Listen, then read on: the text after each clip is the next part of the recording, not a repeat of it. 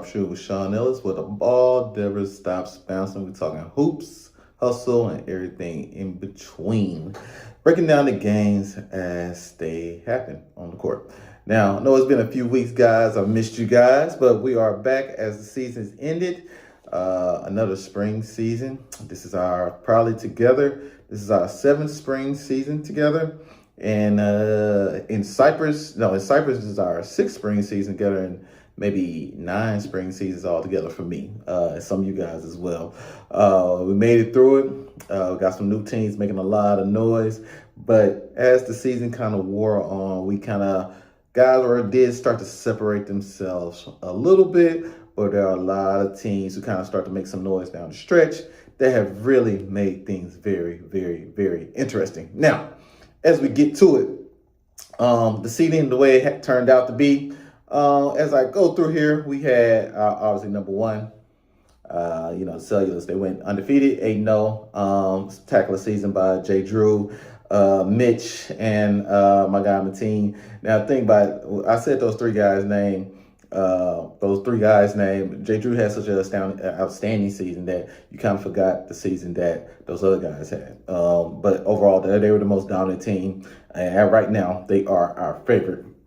Then we had Hollywood, who actually took over the number 2 spot. They got the tiebreaker over Light Work with a defeat of Light Work. They beat Light Work about 1 point in one of our best games of the season, probably maybe the best game of the season, where we had one of our newcomers hit the game winner to have him beat him in our lowest scoring game of the season, 51-50. Both teams had the 6-2 record, but obviously Light Work gets a 3 seed and Hollywood gets that 2 seed, and we'll talk about that 2 seed. We'll talk about Nikita first and their crew in Hollywood. They're finally getting over that hump. They are a team now. They are a challenge, and they are a contender. They've always kind of been on the bottom end of the standings. Then last season, they kind of ascended to the middle, and right now they're on the upper end as one of those teams who are kind of sticking out a little bit more than others. So they have nice bit of size, shooting, and most impressively, their defense at times. They could really, really, really stretch you out defensively. So shout out to them. Light Work, a little bit of an uneven season to their standards. They had their winning streak broke this season, but all this, I think the winning streak that they really, really care about is that 6 straight finals. That's the winning streak I think they really, really, really care about. So they'll be looking for their 6th straight final as they're going into the postseason. And they're going to have quite the matchup going into the postseason in the first round. It'll be a foe that they've seen quite a few times. Now, with the number 4 seed, we got our guys 4 and 5. We have our All There and B&O. 2 new teams, and they made some noise. Both towards the end of the season started to make some significant changes and differences as the season ended. They really started to kind of hit their peak, and they're peaking at the right time. It goes for both teams. Both teams going into the playoffs. B&O lost, but they lost a game to Light Work that they probably should have won. They took them down to the wire, and it kind of starts with Dylan. Dylan's had an outstanding season. He ended up leading the league in scoring, averaging over 39 points a game, which is, I have to go to the record book to see, that might be the highest average for, I think Brandon Irving had a season where he almost averaged, we might average over 41 season.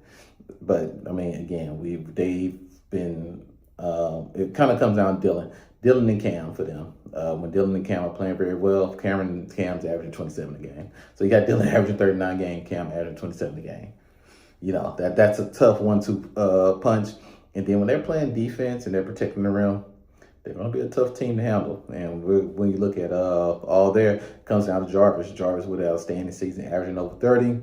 And he's probably going to be in our MVP race. So it all kinds starts with Jarvis, and then we got Peyton Simon. When those 2 guards, they have 2 very good guards. And when they kind of control games and pace games correctly, they're going to be a problem. So those are our 4 and 5. 6, we have Hip Hop and Roll. Took a step back a little bit. Now, remember, they're coming off a championship, and they took last season off, and they came back this season. But I still think that they're hip hop and roll. They haven't had their whole cast of characters together yet. And Chase is only able to play the first 3 games. And in those first 3 games, he looked as good as ever. He was blazing hot to start the season off. And unfortunately, had a little bit of Achilles injury. But from what I'm hearing, he is going to try to make it back for the playoffs. We'll see. But it's going to be very, very interesting. If he can be anything how he looked the first 3 weeks, they are a problem. Then, like I say, you got Khalid and a bunch of other guys on their team. Rolls. They got a lot of guys. They're hip hop and roll. And when they have their whole squad together, they are a big, big, big problem. And then coming in like in that 7th seed, we got options. Start off season 2-0. And then proceeded to lose the next 6. So they're the one team I feel like is kind of descending, and that's unfortunately. That's unfortunate because I think they had such a great start to the season. I think Trey was actually in the MVP race and probably should be in the MVP race. But losing 6 games in a row, it's kind of hard to keep you in that race still. But it kind of starts with him. Jeff has done what he's supposed to do all season. They're going to be a tough out still if they get the right things together and right mix of. It's gonna be tough. It's gonna be tough. But I will say this: when they put it all together, they're a tough team to deal with. So, but let's kind of move forward with some of our postseason awards here, and kind of give these guys what I feel like the love that they deserve for having the seasons that they've had. Now, guy, again, I talked about Trey already. He's going to get the MVP snub. He's going to be one of our snubs here. He did average 22.4 points a game with 10.6 rebounds and 4.6 assists. But again, his team record was 2-6. But so he's not in the MVP race. But guys who are in the MVP race, we got Dylan Springers. In his first season here at Lifetime Cypress, he averaged 39 points, 8.8 rebounds, 5.4 assists. And his team record right now is 3-5, but again, that's after starting 0-2 and then building their way back up to being respectable. So, and like I said, probably should have even won last week. Then we got Jay Drew, our other newcomer here. He averaged 30.8 points a game, 7.5 rebounds, and 2.7 assists. And guess what? His team record is 8-0. Now, he's had an outstanding season. He had back-to-back 50-point games, followed by another 40-point game. The dude's been hot, man. He's played exceptional all season. You can argue that, if I was gonna vote, he may get my vote. And I'm not saying you guys have to vote for him. I'm gonna leave it up to you guys. But he's had an outstanding season. He's played well, and like I said, his team is 8-0. His team's 8-0, and he's the average 31 points with a guy like Mitch on his team and Khalid Mateen on his team. That tells you what type of season he's really, really having. Jarvis Nix, another candidate, averaging 30.6 points a game, 5.7 rebounds, 4.1 assists, and he fought to get his team record to 4-4. I think they started the season actually off at 0-2. No, they were 1-1 to start the season. And then they kind of gradually gotten better as the season. They've not only gotten better, they've gotten stronger as the season's going on. And like I said, he's the catalyst to kind of get all those things going. Outstanding numbers, like I said, at 30.6 points a game. He's right there in the top 5 in scoring. And he's done a little bit of everything for him, played a little defense. And he's played, he's been more of a scoring guard when he's played in our league. But he's been doing well at facilitating. And he had some guys on his team. We got Carrington and Chris. Those are newcomers. And he's really set those young guys up to be really, really good players in this league starting off. So shout out to him. And then oldie but a goodie, we got my boy Shuan Coleman, averaging 16.3 points, 5.8 rebounds, and 6 assists. And his team record is 6-2. So we got to show some love to the teams that are winning. And Rashawn putting him right there as a candidate. It was like between him and Alex is really, really close. But he's been just slightly more consistent. But we know Alex. When Alex decides to be a dominant player, he's a dominant player. Ain't nothing you can do about that. So that is our MVP voting. Make sure you guys vote as we get ready to put that out. Now, also our newcomers. Same thing. We got Jay Drew. Again, big numbers. We already said what his numbers were: 30.8 points a game, 7.5 rebounds, and 2.7 assists. Going along with the 8-0 record. Got my guy Dylan Spriggins. We have some pretty good newcomers this season with the 39 points, 8.8 rebounds, and 5.4 assists with a 3-5 record. And his teammate, so there might be splitting votes here. We got Cameron Kirk here with the 27 points, 6.8 rebounds, 1.5 assists, and the record of 3-5 as well. So again, the young fella definitely putting in that work this season and really putting up some good numbers. And then we got my guy Chris actually for all there. He kind of started off on Team Vibes. Then we quickly moved on to all there, and he put up some astounding numbers while on all there, averaging 24.8 points, 9.6 rebounds on 61% shooting. And not only that, he had a nasty dunk this past game against Team Vibes that it made you make that ugly face, that DeAndre Jordan face when he dunked on my guy.